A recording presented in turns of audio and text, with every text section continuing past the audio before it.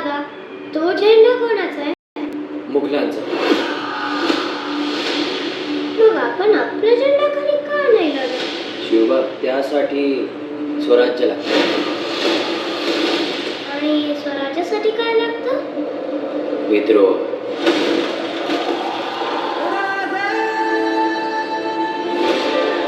मगरूर हुकमांना कळू द्या, मराठे मातीत गाडले जात नाही, ते मातीत पेरले जातात.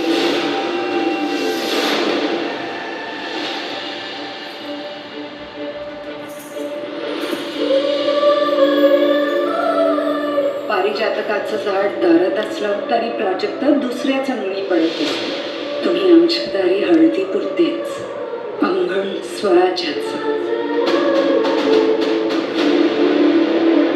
शाहजी के दोनों बेटों ने बीजापुर की सेनाओं को बुरी तरह झंझोड़ा है। हाथ में लाठी और तेवर तलवार के, लाठी से धर्म बचाओगे? धर्म की रक्षा ही शंभू का धर्म है। घुट्टी में अकड़ तो खूब पिलाई है आपने अपने साहबजादों को। अकड़ तोड़ने का नुस्खा हम भी जानते हैं। अगर तराजू में एक तरफ अफजल हो, दूसरी तरफ दुनिया के सारे सुरमा हो, और खुदा से भी पूछा जाए किसका पलड़ा भारी, तो पूरी कायनात से एक ही आवाज आएगी, अफजल, अफजल, अफजल। सिवा तो उसके बाप की तरह बेड़ियों में घसीट के लाना है, ये अल्लाह के पास पहुंचाना है।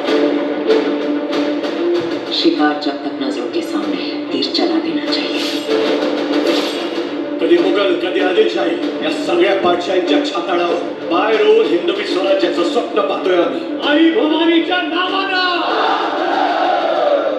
आम्ही जगलो तर निस्ता आमच्याच कोणाला दिवा लागल, पण पोरा तू जर जगलास ना, मराठ्यांच्या झोपड्यांमध्ये भी दिवाळी साजरी.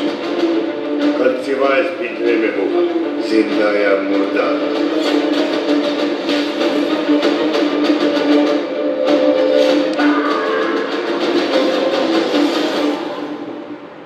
आम्हाला खानाचं मस्तक पाहिजे शिवबा.